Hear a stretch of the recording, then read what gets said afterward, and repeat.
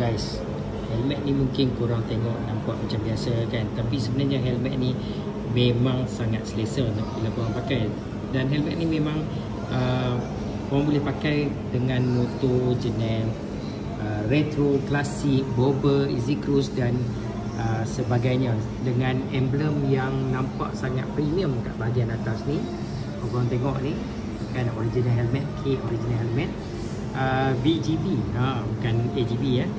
Dia datang dah sekali dengan haircap ni, lepas tu goggle dan juga macam mask.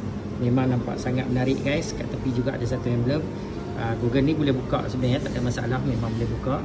Tapi cantik bila kita pasang, dia letak dengan lock semualah sampai ke belakang, semua ada lock.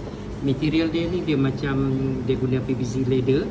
Memang nampak sangat premium, sangat menarik guys. So kalau korang berminat dengan helmet ni, abang akan letakkan link di bawah. So dapatkan, harga pun murah, tak mahal guys.